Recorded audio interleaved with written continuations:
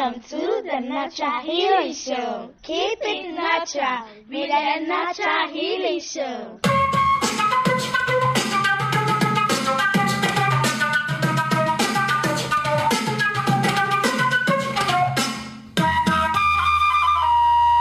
Hello, you are listening to the Natural Healing Show for UK Health Radio. I'm your host, Catherine Carrigan, medical intuitive healer, Amazon #1 best-selling author. You can find out more about how you can heal yourself naturally at catherinecarrigan.com and unlimitedenergynow.com. While you're there, definitely sign up for my newsletter so you can learn even more about how you can heal yourself naturally. Now, our guests today are Jose Calarco and Anna Forrest. Jose Calarco and Anna Forrest are co-creators and co-directors of Forrest Yoga. And you can find out more about Jose Calarco and Anna Forrest and their wonderful work at their website, forrestyoga.com, and also descendants.com.au. Welcome, Jose Calarco and Anna Forrest. Thank you for having us again, Catherine. Always an absolute pleasure to see you. Now you've just picked a great topic. That's such a deep and rich topic to work with. Yeah, so we're going to be talking today about how yoga empowers us to overcome trauma, because there are so many people in today's natural healing world who specialize in healing trauma, and yet yoga itself is very empowering for this. So Jose Calarco and Anna Forrest, what is your perspective? How do you feel that yoga uniquely empowers us to overcome trauma? Well, first of all, trauma is a very big word, right? Are we talking psychological trauma, physical trauma, emotional trauma, spiritual trauma? Take your trauma. However, to address everything, as Anna do, we move the body. We need to move the body. We need to still the mind. We need to express the emotions, and we need to nurture the spirit, because we're talking trauma at all levels. Before this recording started, we were talking about people who hang on to childhood trauma. Now, there's a word for that. I'm not sure if anyone out there knows about Indigenous ways. My background is in Aboriginal Australia, which is the world's oldest culture. Now, what this is called, this trauma, is soul retrieval. It actually has, and you probably know all about it, soul retrieval. It's a shamanistic way to look at things, something that happens in our childhood where the soul deserts us in order to survive. So in my case, when I was 5 years old and growing up in Australia, and there was a lot of racism, especially towards Italian people, the first wave of immigrants coming over to Australia. And I wasn't allowed into people's homes because our family was Italian. And I remember all the kids jumping into a minibus one day, and I went to jump in, and the mother pushed me away and said, "No Italians allowed." And from that moment, my soul deserted me, and I lost something that day when I was really hurt at such a profound level. But it wasn't until years later when I met a psychic that she told me about soul retrieval and how to get it back. And through like a meditation process, I was able to go back to the 5-year-old boy that was deserted in the person's front yard, and I was able to be there, and I was okay, and I freed myself from that moment of racism, which deeply hurt me. So now that I'm a shaman myself, soul retrieval is, and there's a lot of good books about soul retrieval as well, where the shaman goes deeply into the subconscious of the people that are hurt and digs up all the profound hurts. One of the aspects that I want to bring into this conversation is in the healing process. Sometimes people can just see healing as this like this horrible, uncomfortable drudgery. And yes, there is a lot of that. There is, because you're going through shit and you have to clean the shit out of your cells, out of your emotions, out of every aspect of yourself. But one of the aspects that I think is so important is like doing this work, you start to take responsibility for your own evolution. And I think that's the sexiest, most amazing thing ever. Is like, as you heal, you evolve, you learn aspects of yourself, you learn how to reclaim parts of yourself, and you begin to accumulate gems of wisdom. And it makes you very rich in your soul. Great information. And Jose Calarco, I really appreciate that you brought up soul retrieval. Yeah. As a medical intuitive healer, this is kind of an analogy that I like to explain. It's kind of like you're a car driving along and you lose the hubcap and you lose the windshield wiper and you lose the side view mirror, and then you lose all these really critical aspects of yourself. And we lose the soul in order to survive the experience. And it could be getting molested, it could be financial ruin, it could be starvation. There's so many things, but almost all of us experience some moment in infancy or teenage where we abandon the soul in order to survive the experience. And, you know, it's just something that occurs naturally. And then somewhere down the track, we need to reclaim those lost pieces of ourselves. So from your perspective as yoga teachers, how does trauma show up in the body? What do you observe? Oh boy. Well, it shows up in terms of pain, in terms of sickness, in terms of disconnect, like when you look into a person's eyes and there's nobody home. It shows up as addiction, drug abuse, and that can be pharmaceutical drugs, it could be recreational drugs, it could be food abuse. There is usually deeper reasons for a person's addictions. The addiction is the playing out of the problem, and it just becomes another problem, but it's not the origin of the problem. And it's important to get to the origins. It's kind of like how it felt to me in a lot of my healing processes, like there was a bullet inside and I could keep cleaning up the pus that the bullet creates from being in there. But you have to go deeper than the infection to find out what's perpetuating the infection. So to put it in a different languaging, if you had neglect as a child, something a little subtler than being raped, just neglect, then perhaps you spend your life trying to people please and get yourself into really compromising situations, trying to please people around you to acknowledge that you're worth taking care of and being attentive to. And as a result, you're going to get hurt over and over and over again and get your self-esteem more and more damaged. So like the origin of it isn't like get a bigger audience, but find out, why do you need an audience in order to find that you are worthy? Like, how do you establish and build on your worthiness to yourself? This is really important, is to find our own worth and then connect to it on a regular basis. Now, when a yoga student is releasing trauma, what can they experience? Oh my God. Anna and I have done enough teacher trainings. Look, I mean, there's been some really crazy stuff, Catherine, that's happened in the yoga room.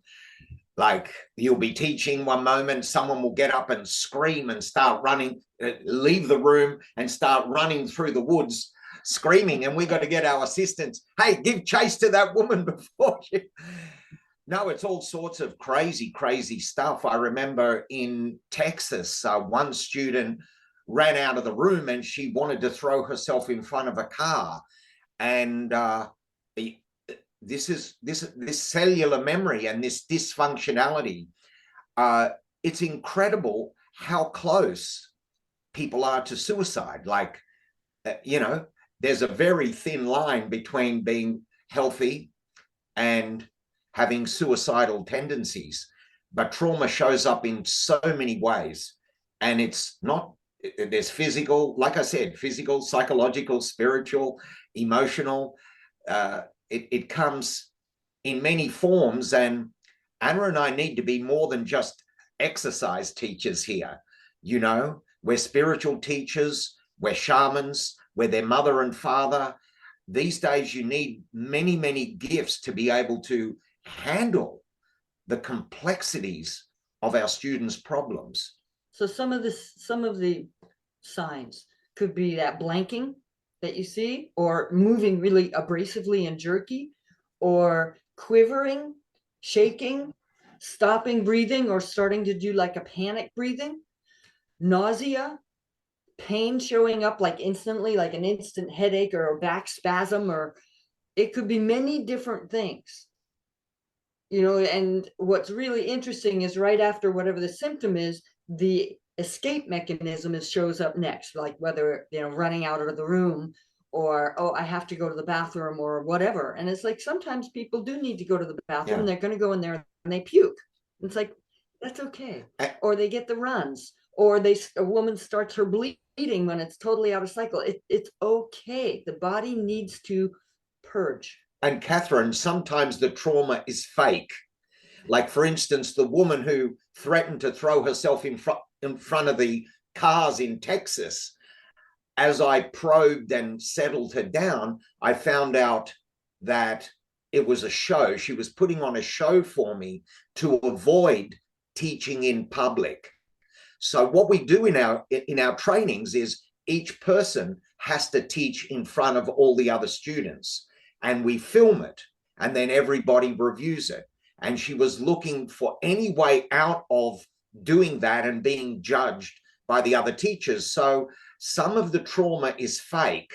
Like, we could be, you know, deep in an advanced teacher. There was one advanced teacher training where this woman wept for 30 minutes and disrupted the whole the whole training for 30 minutes. And Anna and I could see she was putting on a show.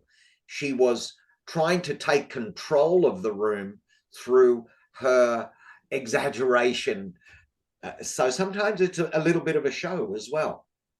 And that doesn't mean that there isn't something that needs healing there, but for us as teachers to be able to discern, like, okay, I'm getting that feeling inside, like my compassion just shut off and I'm impatient now. And that's usually my personal visceral feeling of, this is bullshit. Yeah. This person's running bullshit now. And so how to say, okay, stop, take some breaths. Now come into feeling, feel your breathing.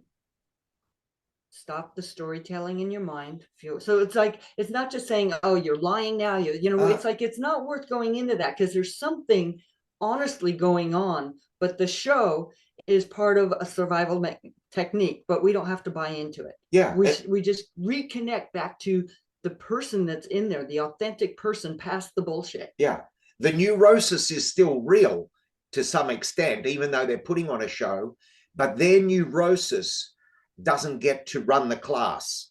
And many times that's what they're trying to do, run the class through their neurosis. So let me backtrack on this. So why would someone bother doing something that's so exhausting?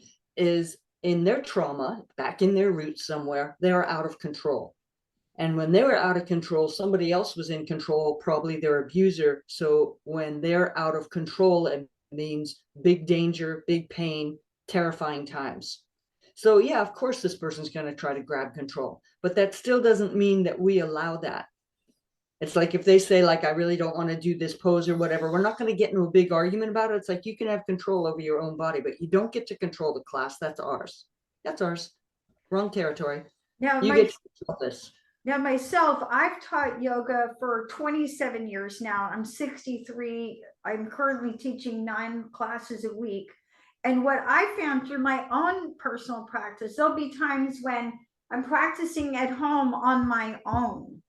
And I'm, maybe I'm doing a triangle or something not too complicated.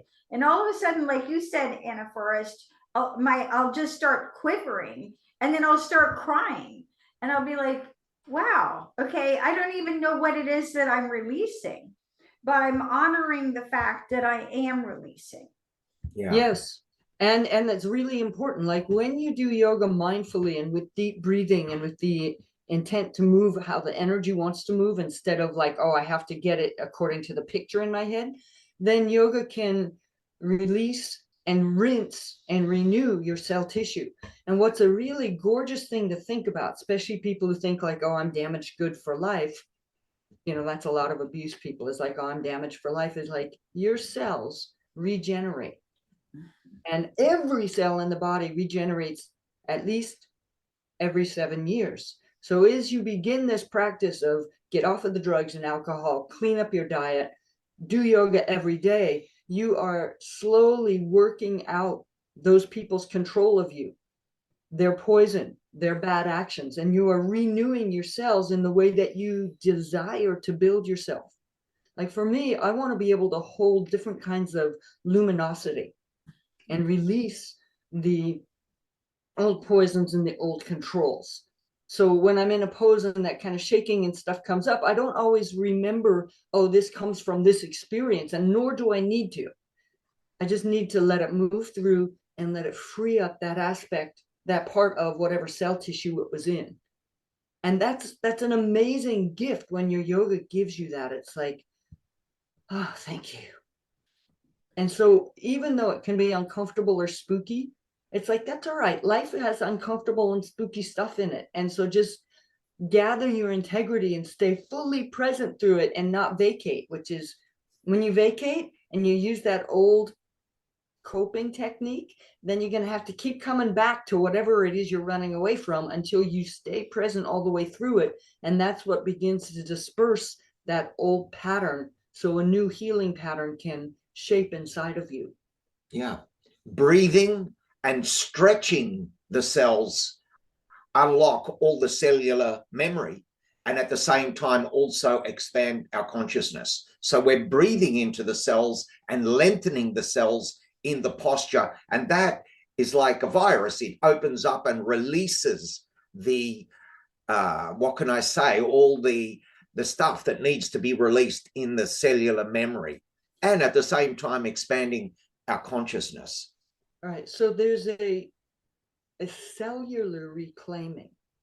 And so for people who have been beaten or grabbed or raped or whatever life trauma happened, is like when you go into your pelvis, or women, your breasts, or your jaw, or your anus, or whatever it is, and if it's like, no, I can't go there because blah, blah, blah, it's like, well, then you're leaving that part of you in ownership to someone else.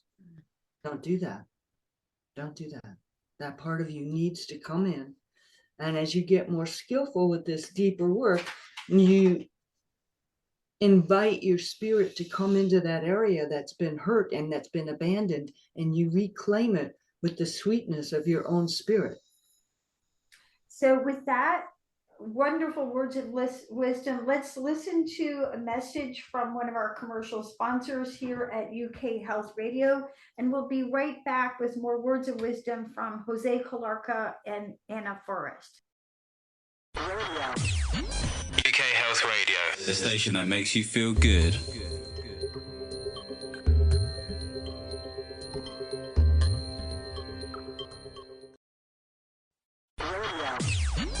UK Health Radio, the station that makes you feel good.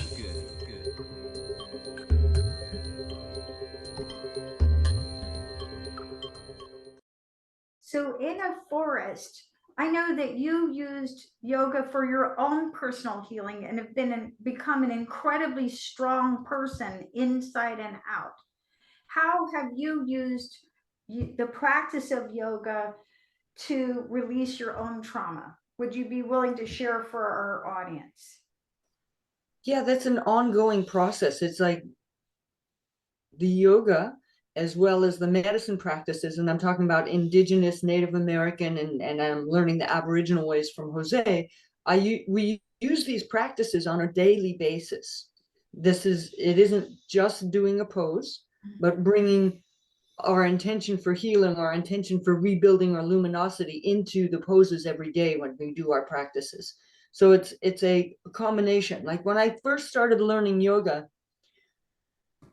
it was intriguing, but there was big chunks of me that was not being addressed, like my anguish and my addictions and all this other stuff. So I needed to study elsewhere, as in studying with a regression therapist for healing my past trauma, studying with nutritionists, studying with the Native American healers and teachers.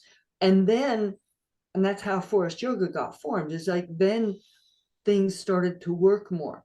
I started being able to catch my own ways of perpetuating my own pain and change it. So observation is so important. Observation and feeling what's truly going on and discerning the truth of what's going on versus the stories going on in the head, including when we start to reclaim memories. Sometimes the stories will come up, and they need to let them come up and just spell out like, oh yeah, okay, I've that hand on my back or up my neck or whatever it was, and use the pose to just cleanse it out instead of getting all occupied with the story. So recognizing this is a story of what was stuck there, fantastic, move it out. Yeah. So like when stuff comes up, what do you do with it? Recognize it, breathe it out, free up whatever part of you it was stuck in, and let go. And then this is what's so crucial. Then start to live your life or do your poses with the freedom of that, instead of falling back into the old pattern of whatever that trauma formed. So we have to learn how to walk forward, having earned that bit of freedom. So for me, I was an alcoholic. I was doing whatever drugs I could get my hands on. I had a lot of pain in my body. I had big blanks of memory. Like I couldn't remember things day to day as a kid because I had a lot of head injuries. I had epilepsy. I had lots of things to block. It took many, many years before the memories started to come up and the desire to kill myself started to abate. So when memories come up, disobey the insanity of, oh, you got to kill yourself, or oh, you got to drink this, or oh, I have to have my pain pills. No, you don't. That's just the conditioning. Stop being controlled by somebody else. So for me, a really powerful step was rebel, disobey against what I was taught by the abusers. And that appealed to my rebellious soul. Because sometimes healing had too many flowers and sweetness and la bullshit around it. At least some of the healing that I was meeting in yoga, there's a lot of la nonsense in it. And I needed to cut to the core of where it was, what was true. And that can be very messy sometimes. Yeah. And so re-devoting myself, like setting an intent every day, was really helpful. Like setting an intent to connect to my spirit, or setting an intent to do something healing for myself, or setting the intent to do something that will help me experience love or sending love. That was an advanced asana for me. Being able to feel love from another, or feel love coming from me. It took me years to get that one. Yeah. Anna was prey for everybody. Anna was prey. And then all of a sudden, she worked her way to the top of the food chain.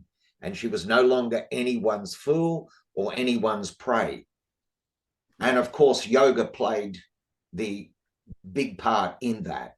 Yeah. And also, there are some folks that really irritate me, because this was not my part of the process. Is like they see someone doing some beautiful yoga pose and they say, oh, that's just tricks. It's like, no, you can use those poses, 1, to build your health, 2, to build your agility in your body, but 3, to also build your self-esteem. Like, wow, I just got handstand. How great is that? It's like, yeah, soak that in. Good accomplishment. It's all right to accomplish something. That's more than all right.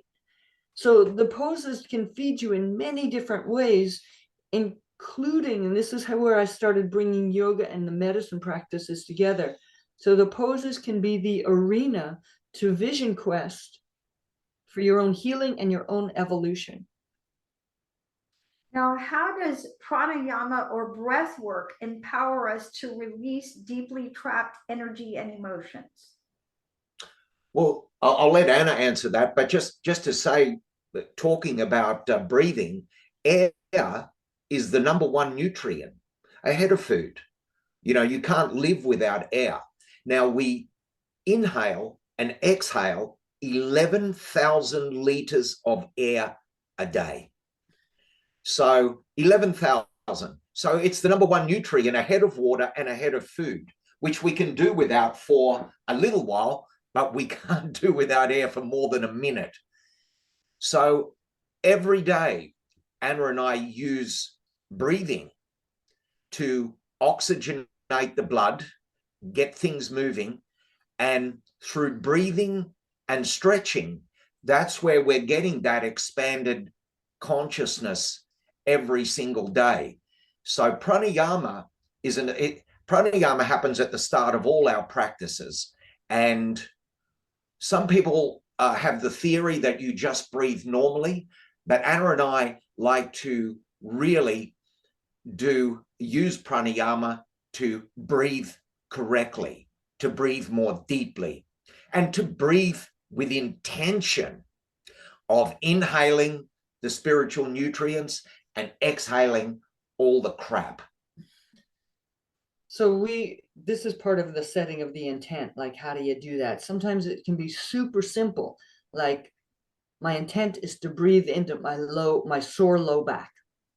And so you start the pranayama practice by getting the breath pathways opened up into the low back, and it starts to release the pain and bring healing in. Just doing that. But even for like the people that are not used to controlling their breathing, being skillful with that. So you put your hand on your low back. So do this with me, Catherine, and everyone watching, do this with me. So feel your hand on your back, and then inhale and bear down slightly so you feel your low back ballooning into your hand. And then exhale, pull the belly in so all the air is out. And keep doing that. So inhale, breathe down, feeling for spreading the back muscles so it starts to unravel the tangles in there and the little fragments in there. And exhale, just start to drain it out with the exhale. So if you go through a practice breathing that way, by the end of the practice, your hour-long practice or however much it is, it will feel different. Yeah. And so this is an example. We need to get that our breath is so sensitive and so intimately connected to our attention, to our life force, to our cognitive powers. So when we start breathing deeply and when we catch our own breath, like when we get scared, when we start holding our breath, and then we start having those fear chemicals coursing through us and it gets worse and worse and worse. So if you change your breathing right at that moment, like, oh, I'm doing a fear reaction, I'm going into my PTSD. It's like, change your breathing, get your feet active, feel the earth under your feet, come into feeling where you are right now. There's a floor under your feet or a yoga mat under your feet. Inhale, spread your ribs wide. Exhale, pull the belly in. And you change that trauma chemical response by changing your breathing. And so 100,000 times a day, folks, if you check in with your breathing, it's like, oh, let me take some deep breaths. And then you're going to go get occupied by something else, and that's fine. But the more you deep breathe through your day, the more alert you will be, the more intelligent and connected you will be, and the more you'll be able to perceive. So especially when you're in nature, breathe deeply the gift of that sweet air from the trees and plants. Anna and I also use breathing when we do our hands-on healing. If someone has cancer, thyroid trouble, or a whole number, high blood pressure, whatever, when Anna and I do hands-on healing, we put our hands on the area. Then we bring breath and consciousness into the area. The combination of breath and consciousness is a very, very powerful tool. And in our indigenous ways, we bring breath, consciousness, and music vibration as well, where we use the ancient didgeridoo. So, and of course, the didgeridoo is run by breath. They call it a yiggy yiggy, which means ancestors' voices, that all the voices of the ancestors are in the sound and vibration of the didgeridoo. So breath is a fundamental part of our healing, and also when we heal other people. So I want to go to that because there's a misconception in our people these days that have been sort of trained by the medical association. It's like we have this tendency to go to a doctor and we kind of like lay back and go, do me, babe. You know, you got to fix it. And healing doesn't work that way. So when we go to work with someone who's got some issue going on, whether it's like they got hurt in a car accident or they have other sorts of trauma, they need to be working from the inside. So it's a co-creation of where that person needs to go. And a lot of times in the healing process, you don't know what is going to help. And you start experimenting. You experiment. Let's do this pose. Let's find out how does that react. You know, and when you breathe deeply into an area and you're using these poses, the more that you can ease your mind into being quiet and changing gears from a babbling form into a feeling and perceiving form. So a lot of times people try to shut their mind off. No, no, no, no, no. It's a different gear. It's a gear of perception, because you will not find new information if you're talking to yourself, because you're busy talking to yourself. And sometimes we need to have an internal dialogue, like, oh yeah, I'm doing deep breathing now. Great, now do the action. Be quiet, do the action, instead of blah, blah, blah, blah, blah, blah, blah. We need to learn to have those moments of silence. They're golden. And begin to track when our thinking is creative thinking, problem-solving thinking, or just stress, anxiety, worrying, which is just digging us more and more into an unhealthy state. And as soon as we catch, oh, I'm just doing my worry, stress out spin, just say to the mind, okay, easy now. Let's focus on breathing. Just do a yoga pose. Sometimes we're in a life situation like we were talking about earlier, right before we turned the recording on, and there's something going on that is outside of our control. You know, somebody else is doing something and we're being affected by it. We may not be able to control that other person's actions or the government actions or this or that, but what we can do is tend to ourselves. So when the outer world gets more stressful, be really attentive to eating super clean food. Do not intoxicate yourself with anything. In other words, stop poisoning yourself on all levels. Feed yourself good nutrition, spirit food, yoga, music, tend to strengthen your connection to your spirit and to your authentic self. Yeah.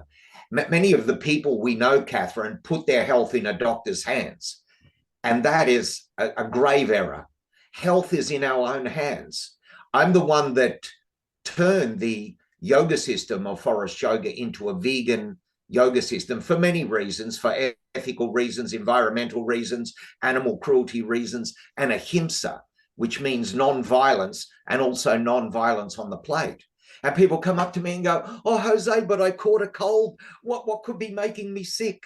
What could be making me sick? When someone catches a cold, it's the body's natural intelligence. When toxins reach a threshold, then the body must eliminate those toxins. So a cold is a body's natural defense. And they say, but what could be making me sick, Jose? And I say, okay, do you really want that answer? Do you want the full answer or the abbreviated answer?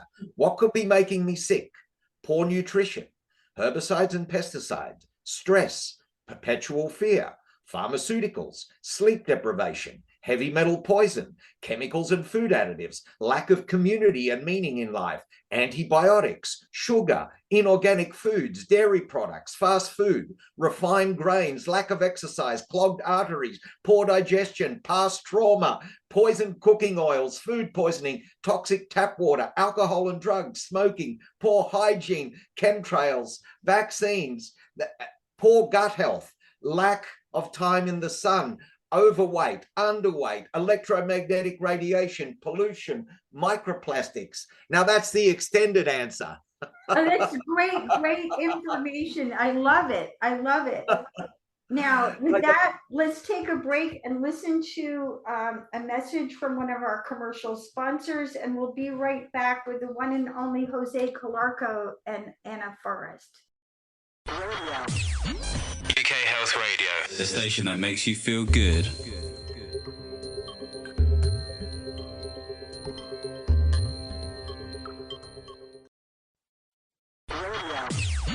UK Health Radio, the station that makes you feel good.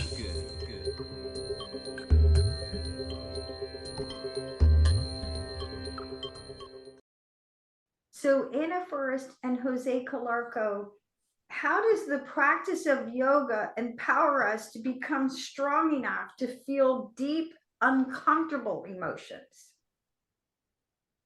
Well, you learn in the poses, if you have a good teacher, how to be steady even if you're uncomfortable. So instead of fidgeting, jumping away from the pose, jerking around, get steady, go deeper, and start concentrating on how do you get the energy to flow smoothly, even though there's this bigger energy coming up. So you start learning how to surf these different prana signals inside. And that's a really exciting thing to work with. Instead of, oh my God, my legs are shaking in Warrior 2, I can't stand it. It's like when you understand you're learning to work with energy on a very profound level, then it gets sexy. It's like, wow, I'm working with energy. And so to go to that deeper level instead of, I'm shaking, it's like, so what? So what? You're shaking. So the poses teach you how to move your energy, teach you, and knowingly that you are cleaning your cell tissue, you're strengthening your muscles and your bones and your nervous system, you're rinsing your brain and opening it up. Because I've had a lot of brain injury, one of the things I find utterly fascinating is how to light up my brain. I am talking absolutely physically. Because when science has made some very interesting discoveries, they found different things that light up the brain. So when you're doing something you know how to do, it lights up a certain section of your brain. When you're listening to music, it lights up another part of your brain. When you're participating in music, it lights up more of your brain. When you're doing yoga and you're focusing on your deep breathing, it lights up another part of your brain. And so I love doing my practice in a way that lights up my brain. And when I focus on this, my worries, my concerns, they all take a lesser priority. And then I'm stronger and more capable and more resourceful for problem solving whatever issues are coming up in life. But I'm also more capable of being able to breathe in and sense and perceive the great beauty and mystery that we live in. That's really important. I love the way, Catherine, that yoga dissipates fear. At the beginning of the class, Anna and I teach generally 2.5 hour classes. At the beginning of the class, everyone comes in with a busy mind and you can see their faces. Everyone's carrying some unique problem. The class is so fearful. And then at about 35, 40 minutes into the class, I feel a dissipation of fear. So Anna and I always put abdominals at the beginning of the class.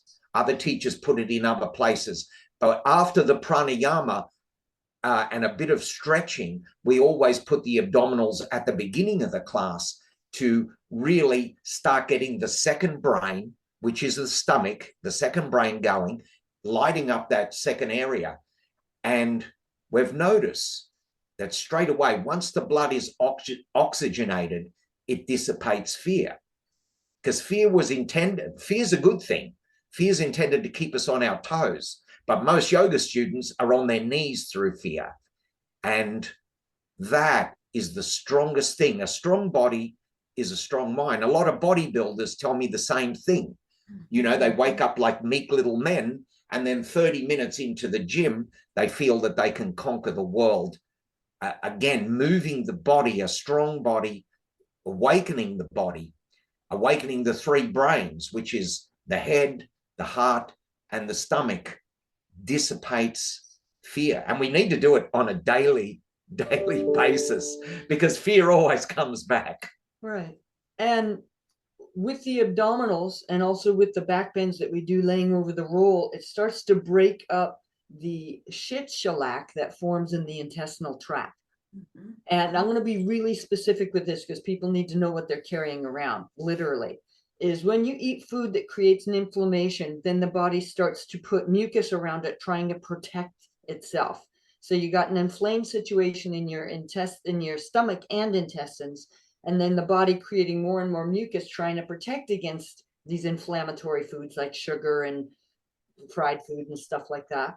And then what happens is, because we're also dehydrated, is it starts to harden. And so this mucusy stuff melds with the shit and creates a shit shellac on the intestinal tract. What does this do? Well, it hurts. So a lot of times that reads as low back pain, or just a really uncomfortable sensation in the low belly. It also makes it very difficult for the intestinal tract to absorb nutrients, because there's literally this wall of shit in the way. It also adds that shit into the bloodstream. So like our thinking is shitty, it's cloudy, it's crappy.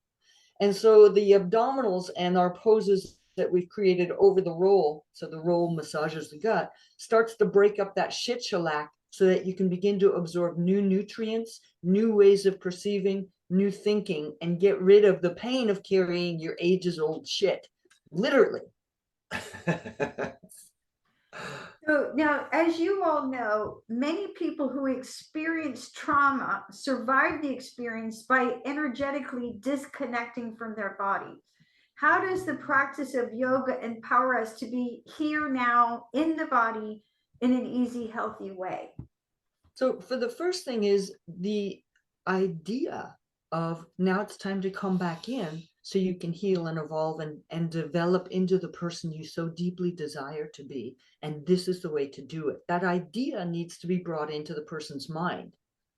Like, they're not just doing yoga in order to get healthy, but to take it at this deeper level so it becomes more enticing. So every time you're doing triangle pose or elbow to knee, there's this enticing thing of, I'm doing this deeper spiritual work. How cool is that? So building that self-esteem.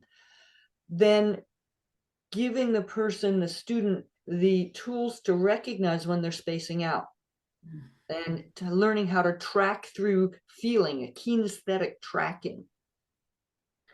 So that's all helpful. And then building the intelligence of that kinesthetic tracking. Yeah.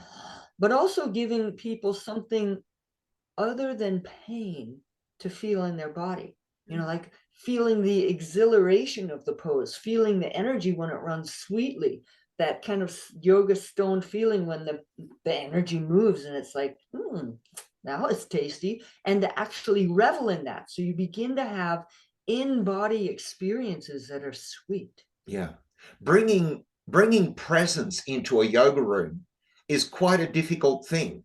And that's the difference between a great yoga teacher, an ordinary yoga teacher, or a poor yoga teacher, is how much presence are you getting from your students.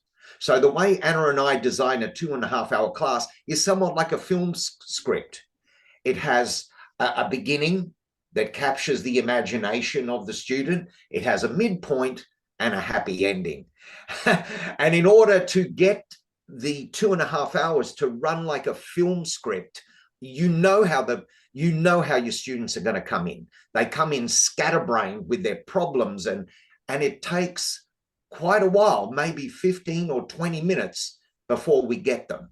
But we eventually reel them in. And again, putting abdominals at the beginning of the class, if they try to get too much into their head, they struggle in the pose. And we demand presence. But we also use music.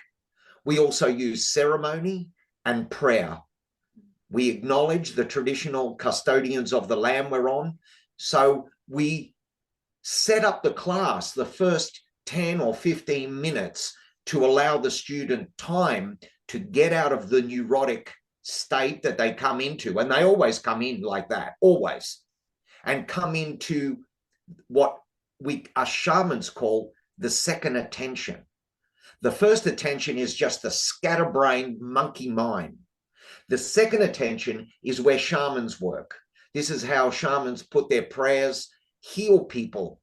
Healing can't happen with the monkey mind. It has to happen in the fertile space of the second attention. So a teacher's brilliance is really based on how much presence can you get out of your students today. So Anna and I designed the first 15 minutes of the class to absolutely captivate the soul. We work on a subliminal level and soul level to get them in. And a really important aspect of this, so this is speaking to all the teachers out there, but it's actually any human being that has interaction with another. If you're not present in dealing with that person, what you are teaching is disconnect.